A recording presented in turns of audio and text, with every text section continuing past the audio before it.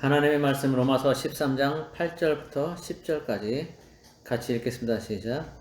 피차 사랑의 빛 외에는 아무에게든지 아무 빛도 지지 말라. 남을 사랑하는 자는 율법을 다 이루었느니라. 간음하지 말라, 살인하지 말라, 도둑질하지 말라, 탐내지 말라 한 것과 그 외에 다른 계명이 있을지라도 내 이웃을 내 자신과 같이 사랑하라 하신 그 말씀 가운데 다 들었느니라. 사랑은 이웃에게 악을 행하지 아니하나니 그러므로 사랑은 율법의 완성이니라. 아멘. 오늘 말씀은 빚지는 삶, 빚지는 삶이라는 제목으로 보겠습니다. 여러분은 혹시 은행에 갚아야 될 빚이 있습니까? 아마 대부분 다 있을 거예요. 없는 사람은 아주 행복한 사람입니다. 지혜로운 사람. 아마 결혼하고 또 사회생활을 하는 사람들은 대부분 은행에 빚을 지고 있을 것입니다. 결혼하면 집을 사야 되는데 집값이 만만치가 않아요. 그래서 대부분 대출을 해서 집을 사게 되죠. 지금은 집값이 더 올라가지고 더 많이 이제 힘들어졌죠. 어쨌든 집을 장만할 때 제일 많이 이제 빚을 지게 됩니다. 그리고 이제 사업자금 마련하느라고 힘들 때, 코로나 때 아마 도산한 그런 사업체들 많이 있을 거예요. 문 많이 닫았죠. 어려울 때 사업자금 이제 빌리느라고 또 대출 받죠. 또 뭐 어떤 사람은 공부하느라고, 또 어떤 사람은 병원비 하느라고, 기타 뭐 여러 가지 사유로 빚을 지게 될 겁니다. 빚은 내가 필요할 때 다른 사람에게서 빌려 쓰고 나중에 갚는 겁니다. 급하게 돈이나 다른 또 뭔가가 필요한데 당장 나에겐 없으니까 일정 기간 나중을 기약하고 다른 사람에게서 일단 빌려서 쓰는 거죠. 물론 빌리는 대가는 지불을 해야 합니다. 그냥 빌려주는 사람도 있긴 하지만 아주 특별한 경우죠. 특별한 경우고 대부분 은행이나 다른 사람들은 이자를 받고 이렇게 빌려주죠. 이자를 받고 빌려주는데 그래야 그들에게도 이득이 있고 손해가 안 나기 때문에 그렇습니다. 그런데 어떠한 조건으로 빌리든 빚은 반드시 갚아야 됩니다. 그 빚을 갚기 전까지는 그 빚이 항상 마음에 부담이 되고 마음을 좀먹습니다. 그런데 사실 우리가 살아가면서 아무런 빚도 안 지고 살아가기는 쉽지가 않습니다. 성경에서도 형편이 어려워서 빚을 지는 경우가 언급되어 있을 정도입니다. 어떤 형태로든 빚을 지고 살아가는 경우가 대부분입니다. 한 예를 들면 우리 카드 쓰잖아요. 카드. 체크카드 말고 체크카드는 이제 그때그때 은행에서 통장에서 빠져나가니까 그거는 빚지는 걸 할 수 없고 일반 카드는 한 달 뒤에 결제를 하잖아요. 근데 그 일반 카드를 쓰게 되면 일단 외상으로 물건을 사는 겁니다. 그리고 한 달 뒤에 그 결제 대금이 빠져나가죠. 그러면 그동안에는 빚을 지고 있는 거예요, 사실은.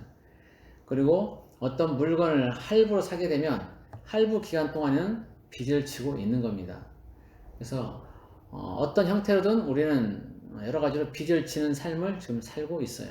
물론 그렇지 않은 사람도 있긴 있겠지만 어떤 사람은 현금만을 선호해서 현금으로 모든 것들을 이제 결제하는 사람도 있고 그렇죠. 그래서 빚은 어느 누구나 질 수 있어요. 누구나 질 수 있고 현대를 살아가는 사람들에게는 어쩌면 대부분의 사람들에게 해당되는 얘기일지도 모릅니다. 그런데 그 빚을 지는 것은 질 수 있는 거지만 더 중요한 것은 빚을 갚아야 한다는 거예요. 반드시 빚을 갚아야 한다. 그 빚을 갚아야 마음의 부담도 없어지고 자유하게 되기 때문에 그렇습니다. 사실상 빚은 욕심 때문에 지게 되는 경우가 대부분입니다. 물론 그렇지 않은 경우도 있어요. 그러나 많은 경우에는 욕심 때문에 빚을 지게 되는 경우가 많아요. 그냥 형편대로 만족하면서 살면은 빚을 지지 않아도 됩니다. 그런데 뭔가를 얻기 위해서 욕심을 내기 때문에 형편이 안 됨에도 그것을 얻으려고 빚을 지게 되는 경우가 대부분입니다. 그래서 빚을 진다는 것은 사실상 욕심에 이끌려서 거기에 매여 사는 것과 같습니다. 그리고 그 매임에 계속 머물러 있을수록 우리에게는 자유함이 없게 되죠. 그리고 계속 욕심에 매여 있게 되면 그 욕심은 우리를 사망에까지 이르게 할 수도 있습니다. 야고보서 1장 15절에는 이렇게 말씀하고 있어요. 욕심이 잉태한즉 죄를 낳고 죄가 장성한즉 사망을 낳느니라. 그래서 빚을 진다는 것은 결국 우리가 사망에까지 이를 수 있는 빌미를 주게 되는 것이죠. 그러니까 우리는 할 수만 있으면 빚을 안 지는 것이 좋습니다. 그러나 불가피하게 빚을 진다면 그 빚은 반드시 갚아야만 합니다. 그래야 매임에서 벗어날 수가 있는 것입니다. 저도 차를 이제 할부로 사게 되는데, 할부로 사게 되면 그 할부를 갚는 동안에는 참 마음에 계속적으로 이렇게 부담이 있었던 그런 경험이 있어요. 그래서 빚을 진다는 것은 항상 마음에 부담이 있게 마련입니다. 그래서 빚은 가능하면 빨리 갚고 벗어나는 것이 좋아요. 근데 어떤 사람들은 믿는 사람들임에도 불구하고 예수 모실 때가 얼마 안 남았으니까 은행에서 대출 몽땅 받아가지고 쓸 만큼 다 쓰고 예수 모시면 휴거되니까 그때 안 갚아도 된다, 그렇게 말하는 사람도 있어요. 물론 농담이겠죠. 뭐 진짜로 예수 모실 때가 언제인지 알면은 몽땅 빌려다 쓰고 휴거되면 안 갚아도 되니까 얼마나 좋겠어요. 그 올바른 생각은 아니죠. 이제 농담이니까 그렇게 하겠지만, 그러나 결국은 옳은 생각은 아니고 다 하나님 앞에 가서 결산을 해야 돼요. 우리가 빚지고 있는 것은 다 결산하게 됩니다. 그리고 그런 심보를 가지고 있는 그런 사람이라면 휴거 되기는 좀 힘들겠죠. 그 빚의 무게가 있기 때문에 아마 휴거되지 못할 거예요. 어떤 경우든 빚을 졌으면 반드시 갚아야 되는 게 순리입니다. 그런데 빚을 지고도 전혀 갚을 생각도 없고 또 마음의 부담도 느끼지 않는 그런 사람도 있습니다. 빚을 준 사람은 그 사람 때문에 힘들고 어렵게 사는데, 그 정작 빚진 사람은 아무런 그 마음의 부담도 느끼지 않고 자기들 쓸 거 다 쓰면서 빚은 갚으려고 하지 않는, 전혀 그런 생각도 하지 않는 그런 사람도 있어요. 우리는 흔히 그런 사람들을 사기꾼이라고 그렇게 말을 하죠. 그런데 의외로 그런 사람들이 많아요. 제 주변에도 그런 사람들이 있고, 이 빚을 갚으려고 한다면 자기가 어떤 수입을 얻든 간에 그 수입을 설령 하루에 내가 10,000원을 번다 그러면 10,000원에서 다만 얼마만에 몇천 원이라도 이렇게 빚을 갚으려고 해야 돼요. 근데 어떤 사람들은 전혀 그런 생각도 하지 않고 그냥 자기 먹고 입을 거 다 쓰고 차 살 거 다 사고 하면서도 전혀 갚질 않는 그런 사람도 보게 됩니다. 있어요, 그런 사람들이. 의외로 있어요. 근데 우리는 그렇게 하면 안 돼요. 그렇게 살면 하나님의 방법이 아니에요. 우리는 가능하면 빚을 지지 않아야 되고, 빚을 졌다면 가능한 한 빨리 갚아야 됩니다. 그러나 내 의사와는 상관없이 빚을 지게 되는 경우도 있습니다.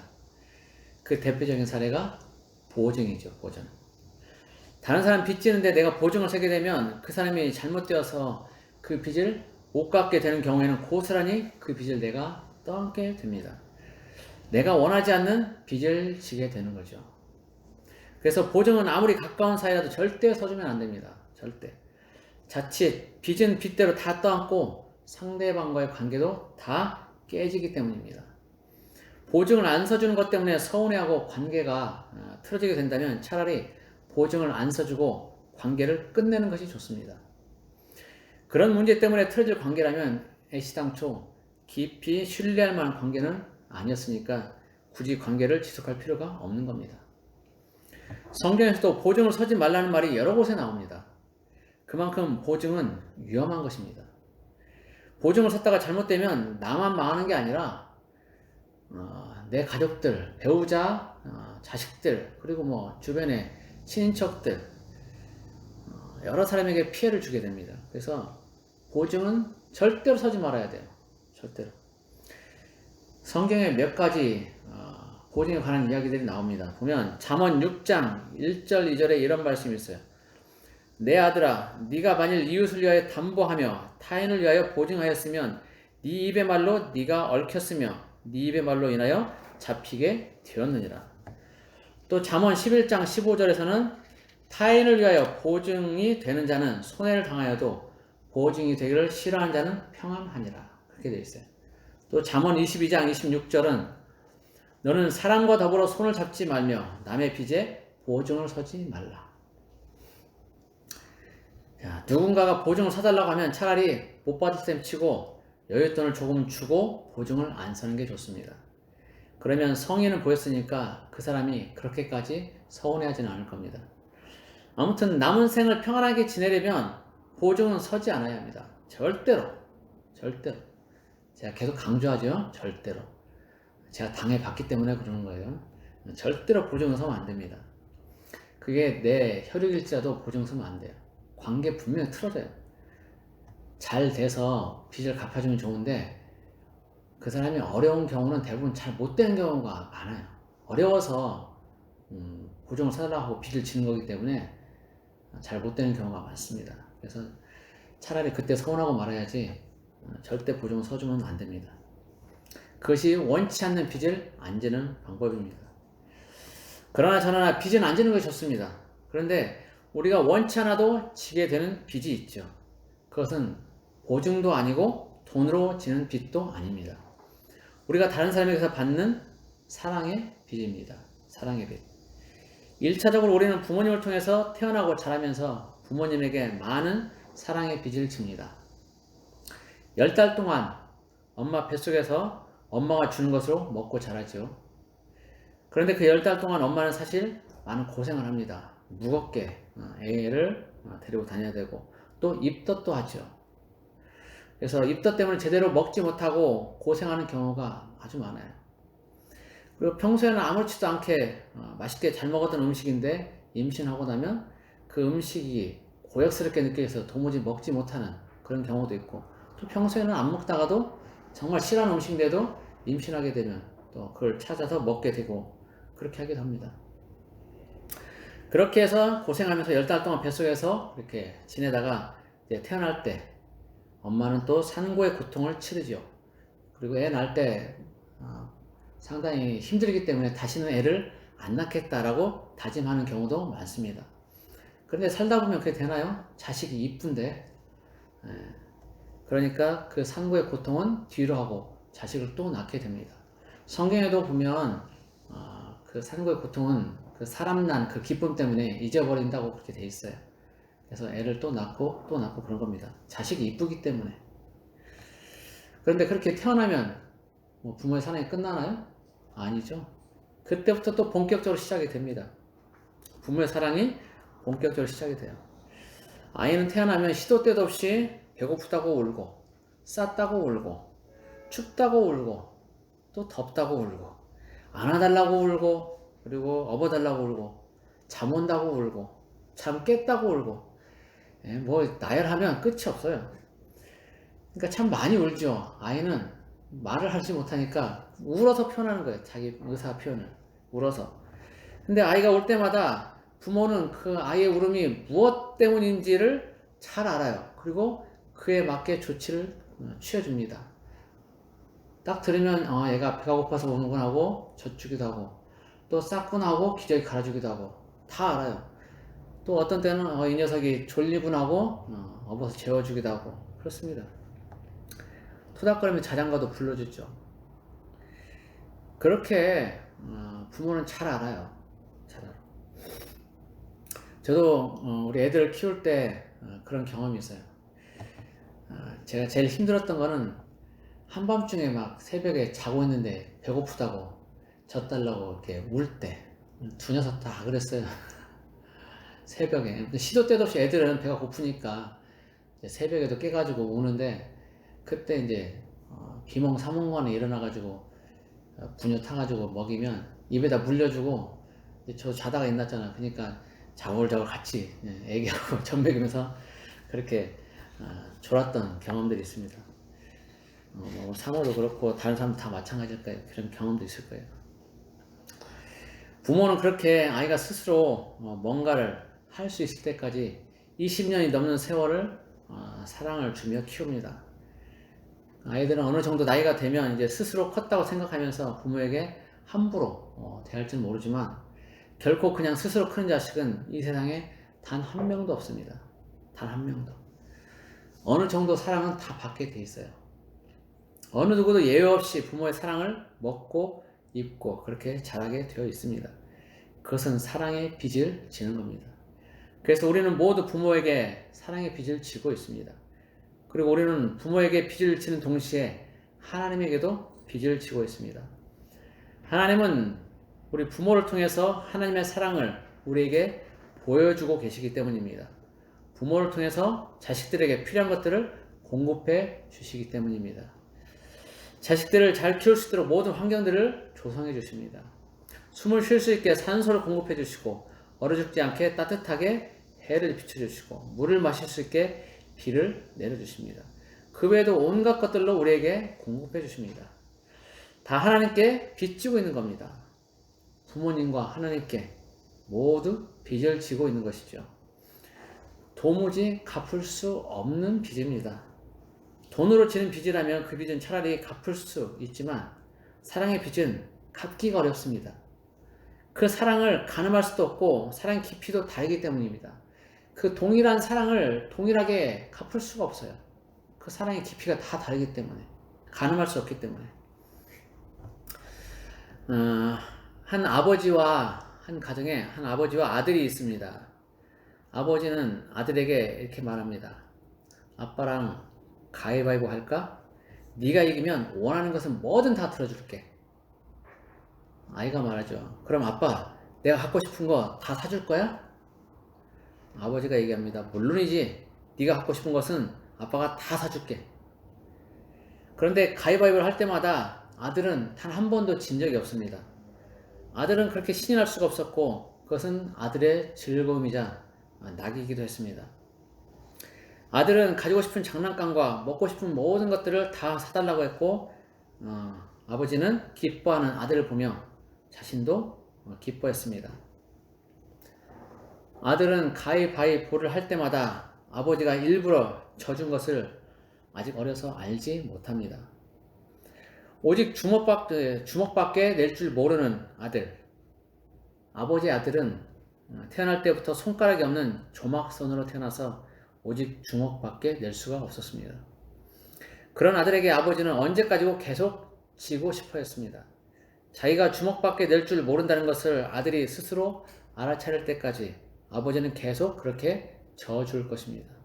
그러나 아버지는 아들이 주먹밖에 낼 줄 모르는 자신을 알게 될 날이 오지 않기를 간절히 바라지요. 부모님의 사랑이 이러하고 하나님의 사랑이 이러합니다. 사랑은 늘 그렇습니다. 늘 자식이 원하는 것을 해주고 싶고 자식에게 져주고 싶어합니다. 혼자 있지 않도록 늘 같이 있어주고 지켜봐주고 기다려주고 참아줍니다. 부모님도 자식을 키우면서 많이 사랑하고 참아주시지만 하나님도 역시 우리에게 대하여 많이 사랑하시고 참아주십니다. 부모보다 더 큰 사랑을 우리에게 베풀어 주십니다. 하나님이 사람들의 악행에 대하여 사랑으로 참아주지 않으셨다면 인류는 진작에 심판을 받고 모두 멸망했을 것입니다. 사랑으로 오래 참아주셨기 때문에 인류는 아직까지도 생존해 있는 것입니다. 하나님은 첫사람 아담을 만드실 때도 하나님의 형상과 모양을 따라 하나님을 닮게 사랑으로 창조하셨습니다. 창세기 1장을 보면 하나님의 사람을 어떻게 만드셨는가를 알 수 있습니다.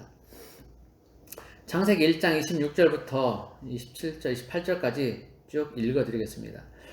하나님이 이르시되 우리의 형상을 따라 우리의 모양대로 우리가 사람을 만들고 그들로 바다의 물고기와 하늘의 새와 가축과 온 땅과 땅에 기는 모든 것을 다스리게 하자 하시고 하나님이 자기 형상 곧 하나님의 형상대로 사람을 창조하시되 남자와 여자를 창조하시고 하나님이 그들에게 복을 주시며 하나님이 그들에게 이르시되 생육하고 번성하여 땅에 충만하라 땅을 정복하라 바다의 물고기와 하늘의 새와 땅에 움직이는 모든 생물을 다스리라 하시니라.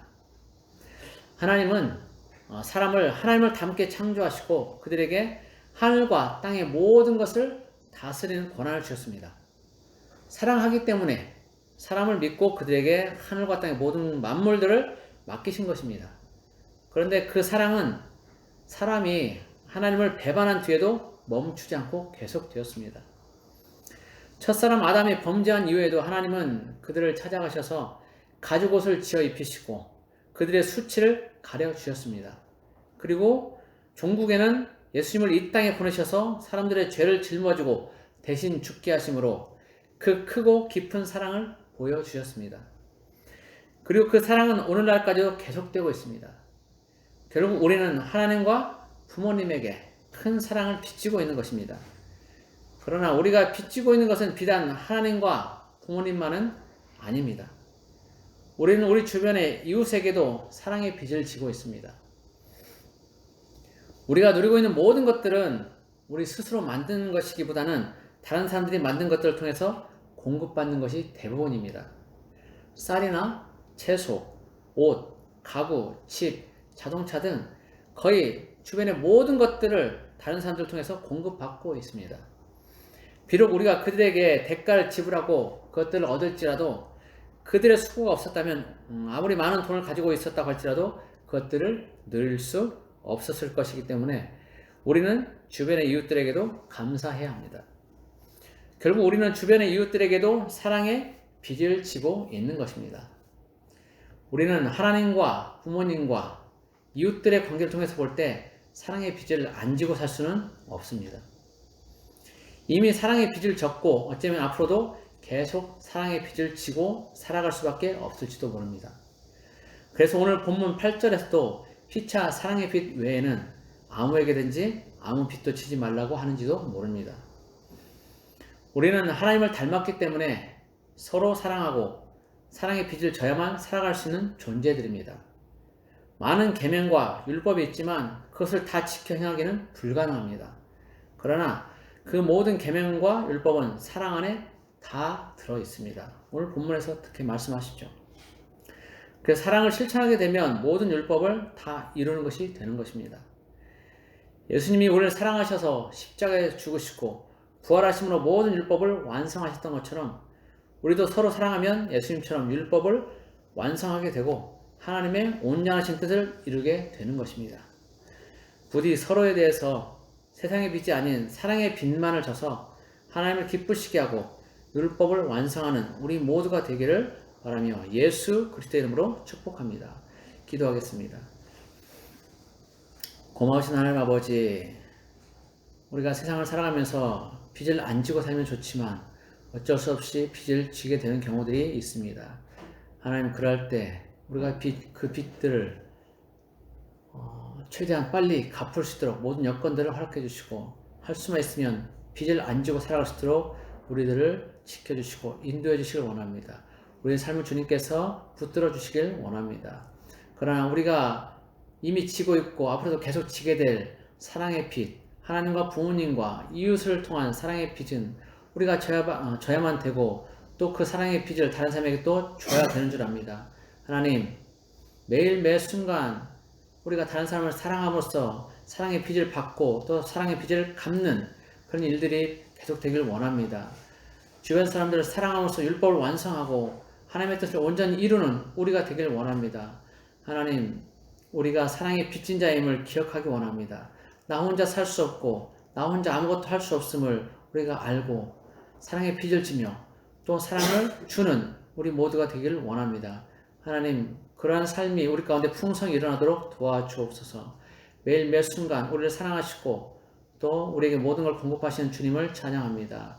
감사하며 예수 그리스도의 이름으로 기도드립니다. 아멘.